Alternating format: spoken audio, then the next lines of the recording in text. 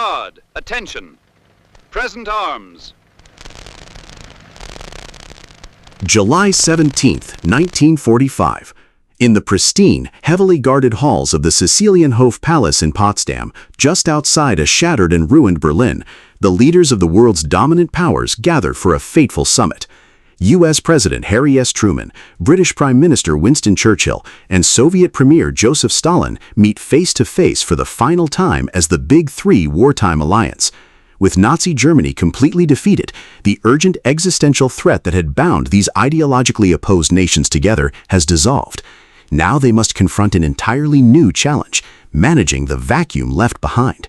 The leaders gather to determine the immediate fate of occupied Europe, redrawing the sensitive borders of Poland, administering a divided Germany, and hammering out the brutal final terms of surrender for a fiercely resistant Imperial Japan. The decisions made here will not just close the book on the most destructive conflict in human history, they will actively carve out the geopolitical landscape of the modern world. A brand new global order is about to be forged. As negotiations begin, we analyze the rapidly shifting and deeply volatile power dynamics among the Allies.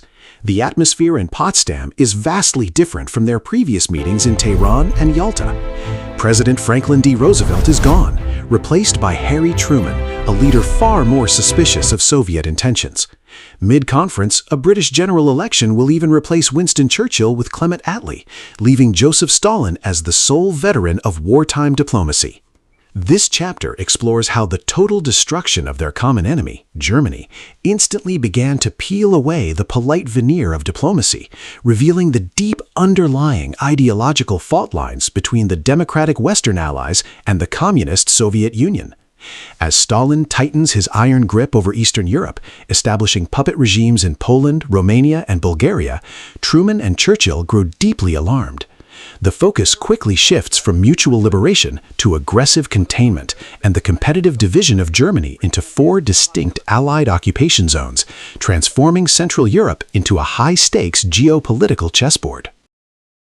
While the future of Europe dominates the arguments, the ongoing war in the Pacific demands absolute finality.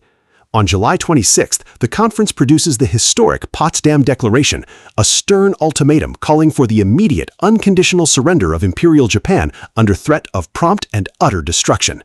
Beyond the official text of the declaration, Potsdam serves as the backdrop for one of the most monumental secrets in history.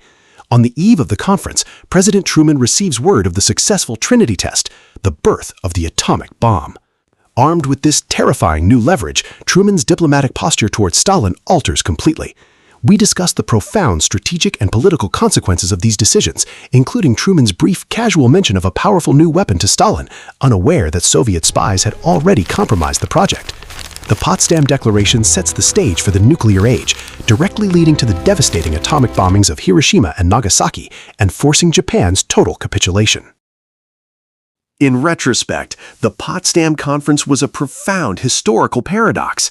It served as the grand finale of the heroic wartime alliance, yet simultaneously functioned as the very first summit of a dangerous, newly emerging bipolar world order. The compromises made in these diplomatic halls were not foundations for a lasting, harmonious peace, but rather lines drawn in the sand.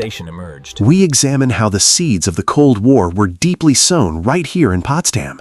The inability of the Western Allies and the Soviet Union to agree on a unified future for Germany ensured that the country and the continent itself would remain physically and ideologically divided for the next 45 years. The mutual trust of the anti-Hitler coalition dissolves into an era of intense paranoia, spy networks, nuclear brinkmanship, and an unyielding arms race.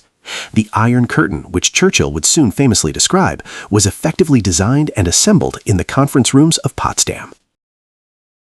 The Potsdam Conference remains a monumental, definitive exercise in global restructuring, a stark reminder of how victory in war can immediately give birth to the complex, fragile challenges of keeping the peace. It proved that without a common enemy, empires will naturally revert to defending their own spheres of influence. As we look back on this critical turning point in modern history, how do you assess the overall efficacy of Big Three diplomacy in managing the post-war world? Was the division of Europe an inevitable necessity to avoid a Third World War, or did it unfairly condemn millions of people to decades of authoritarian oppression behind an ideological wall? Let us know your detailed thoughts, geopolitical analyses, and perspectives in the comments section below. If you found this comprehensive breakdown of diplomatic history valuable, please hit the like button, share this video with fellow history enthusiasts, and subscribe to our channel for more deep dives into history. Be sure to click the notification bell so you never miss an episode. Thank you for watching, and we will see you in our next exploration of the moments that shaped our world.